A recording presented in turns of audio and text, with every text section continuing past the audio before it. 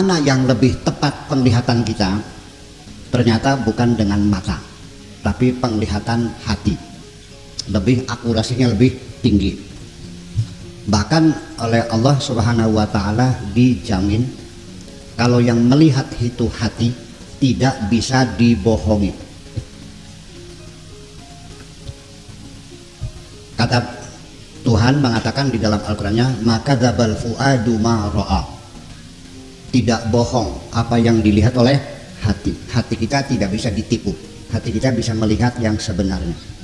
Akurasinya dijamin, Allah menjamin. Kalau kamu melihatnya dengan hatimu, maka penglihatanmu tidak bisa dibohongi.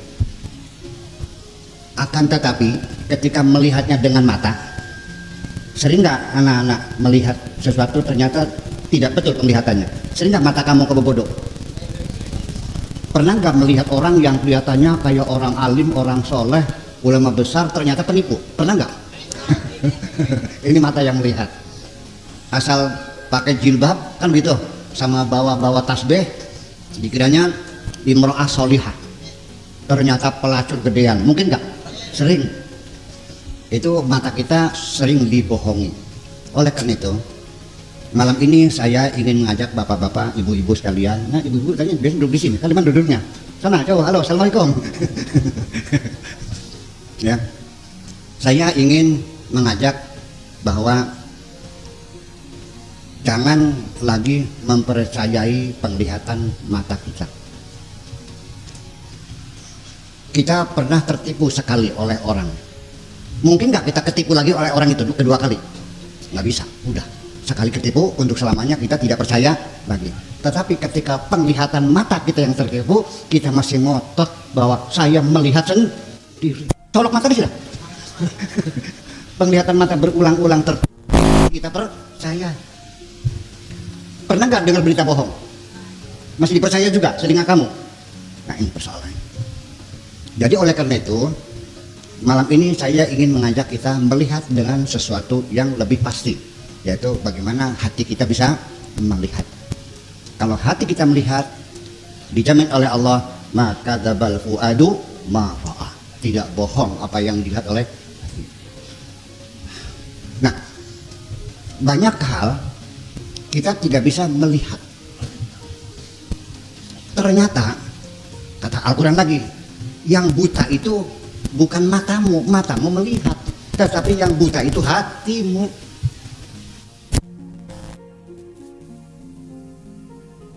Ta'mal qulub allati fis sudur. Yang buta itu hati. Hati kita buta, tidak bisa melihat sesuatu. Itulah makanya ketika kita hidup di dunia mencari kebenaran, hanya mengandalkan penglihatan mata, maka kita selalu tertipu. Ya, paham? Oke. Nah, sekarang apa yang kita lihat adalah manusia sekitar kita. Manusia sekitar kita ada yang baik nggak? Yang jahat ada nggak? Yang jujur? Yang tukang bohong? Yang suci? Yang tukang melacur? Bisa nggak dilihat dengan mata kejujuran orang? Bisa lihat dengan mata, dilihatnya dengan hati. Bisakah kesolehan orang dilihat dengan mata? Nggak bisa. Dengan apa melihatnya? Dengan hati. Ya, kita hati dulu. Nanti ada yang lebih canggih lagi, rohani kita yang melihat. Ya. Nah, bapak-bapak dan ibu-ibu sekalian, kita melihat ibadah ini. Kalau kita melihatnya dengan mata, maka yang terjadi pasti. Kita umpamakan kita melihat seorang perempuan yang cantik jelita. 1, 2, 3, 4, 5, 6, 7, 8, 9, 12 orang. Ada seorang perempuan lewat. Bapak-bapak melihat dengan mata. Begitu lewat perempuan, saya tanya, bagaimana menurut Pak Kiai? Ya sedang lah. Yang sebelahnya gimana? Ya lumayan terimbang di sepak jarang lah. Yang satunya lagi gimana? Ah jelek. Yang satu lagi, wah cantik. Sebelah, oh cantik sekali. Menurut kamu mana? Luar biasa. Bayangkan, mata kita melihat kecantikan berbeda. Kenapa? Karena mata kita adalah anggota badan kita, ya, merupakan panca indera kita, dan itu pasti subjektif. Ngerti? Subjektif. Artinya subjektif itu akan terjadi berbeda-beda sesuai dengan kemampuan seseorang itu melihat, yang dipengaruhi oleh pengalaman yang berbeda, umur yang berbeda, lingkungan yang berbeda, ilmu yang berbeda, kekayaan yang berbeda, maka menimbulkan pendapat yang berbeda-beda. Itu satu. Kalau kita perhatikan pendapat yang berbeda-beda ini, yang menyebabkan apa? Yaitu faktor subjektivitas. Yang mengatakan sedang itu pasti orangnya banyak bepergian, banyak pergaulan, ya kan gitu. Sehingga dia punya perbandingan, perempuan ini dibandingkan dengan yang lain. Oh segitu mah dipegagan mah ya sedang lah. Ya kelas semon mah pating belitik kan kan. Ya. Yang mengatakan cantik sekali ini dipertanyakan. Ini tidak salah. Yang mengatakan cantik sekali tidak disalahkan, karena dia yang melihat dan dia yang menilai, mata-mata dia, pikiran-pikiran dia. Jadi kalau mengatakan cantik sekali jangan disalahkan, karena melihat dengan matanya tidak sama dengan matamu. Cuman kita masih harus mencari tahu kenapa dia punya cantik sekali, karena dia terlalu lama tinggal di Kongo, Subasmat. Ya, jadi cantik sekali. Nah, yang bilang jelek sekali karena terlalu lama tinggal di Perancis. Ya kan? Nah itulah makanya. Dan sekarang dia nanya, saya pinter nggak? Nggak tergantung nantinya. Kalau yang menilai itu profesor doktor yang ada di Perancis, ya mungkin mengatakan umum lah gitu. Tapi yang pegagan, waduh pinternya bukan mahanya, pegagan sekarang. Itulah subjektivitas semacam itu perlu kita waspadai. Selagi kita menggunakan mata, maka penilaian kita pasti akan subjektif. Atau ditambah lagi relativitas, kenisbian kecantikan, bahwa sampai sekarang belum ada patokan duga sekian ukuran yang pasti yang cantik itu bagaimana ngukurnya, tidak ada ukuran. Betul nggak? Sekalipun pada waktu pemilihan Miss Universe, apa itu Miss Universe? Ratu kecantikan dunia. Itu setiap saat ada pemilihan, dan itu jurinya itu adalah orang-orang ahli semuanya, kaliber dunia. Kemudian aturannya ada. Jadi poin-poin, kriteria-kriteria yang menjadi bahan penilaian ada 3. Nih, sudah tahu. Ada 3 kolom penilaian. Itu disebut dengan triple B. Triple B. B itu behavior, tingkah laku, sopan santun, penampilan, behavior. Kemudian yang kedua brain, kecerdasan otaknya. Yang ketiga baru beauty, kecantikannya. Yang behavior ukurannya adalah bagaimana cara dia berjalan. Ya. Apa jalannya digasuk lah. Ya, apakah matanya tilang-tilong barangkali? Apa digeol-geol? Ya kan begitu. Nah, cara berjalan yang paling bagus seperti jalannya Entong. Tahu Entong?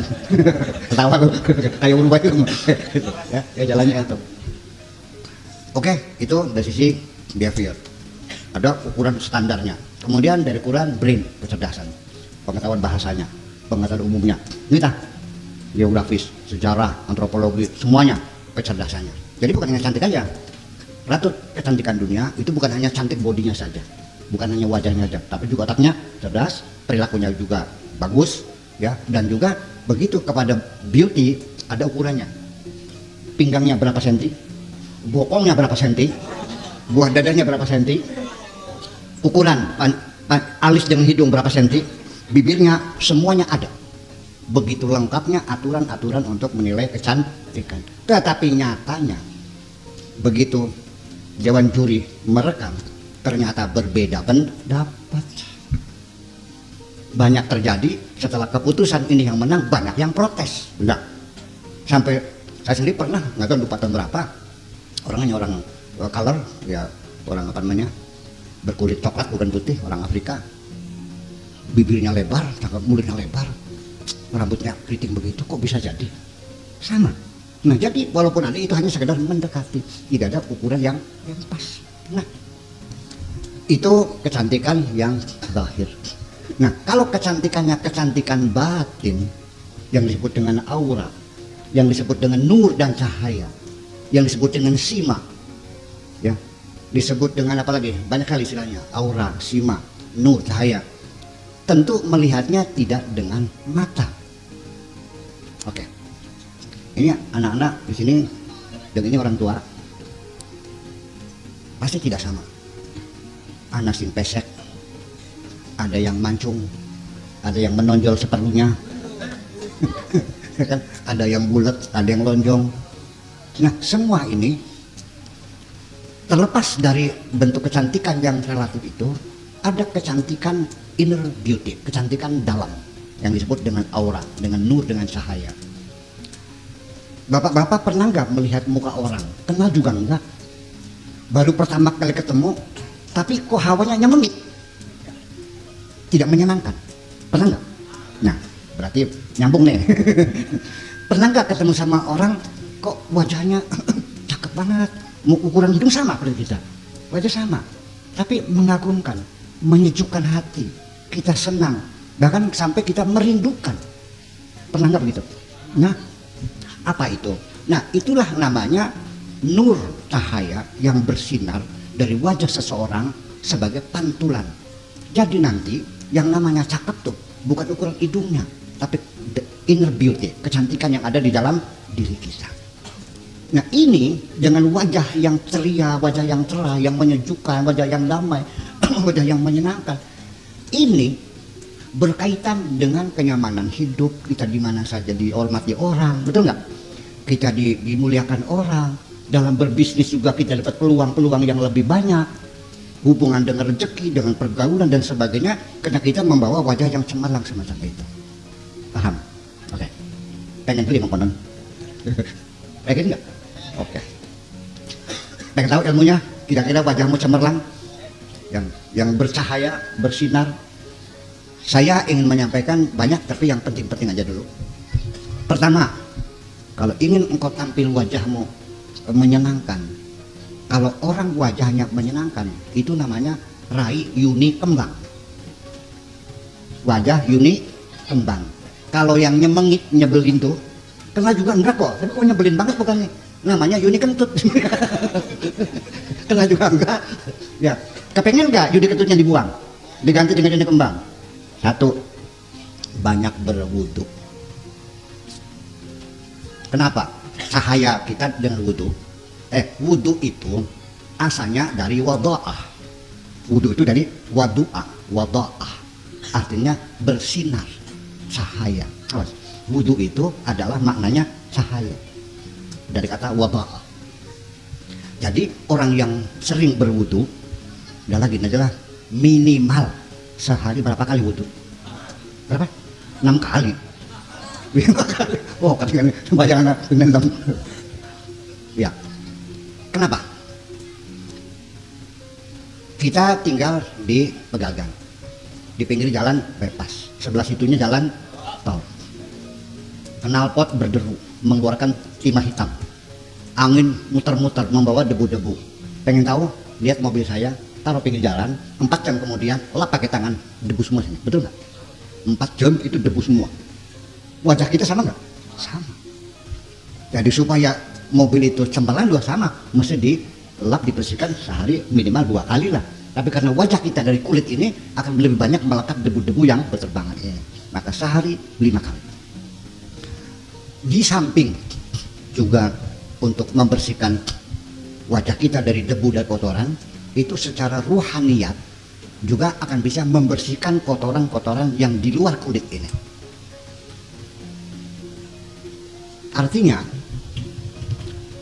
seharusnya kalau kita lihat di Al-Quran lagi, kan Allah mengatakan inna sholata tanha anil fakhsya'i wal munkar. Sholat itu mencegah kejahatan dan kemungkaran, betul nggak? Oke. Ada nggak orang yang sholatnya rajin tapi rerasannya rajin? Rerasan tuh ngumpat orang gitu, caci maki orang. Ada nggak orang yang sholatnya jalan, tapi kalau malam minggu kegeronggong, ada nggak?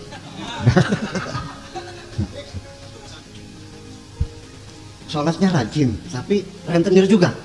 Ada. Kadang-kadang nyopet juga, koruptor juga, rajin sholat, tapi tukang ngambilin duitnya rakyat kan gitu. Ada kan? Jadi di mana janji Allah itu?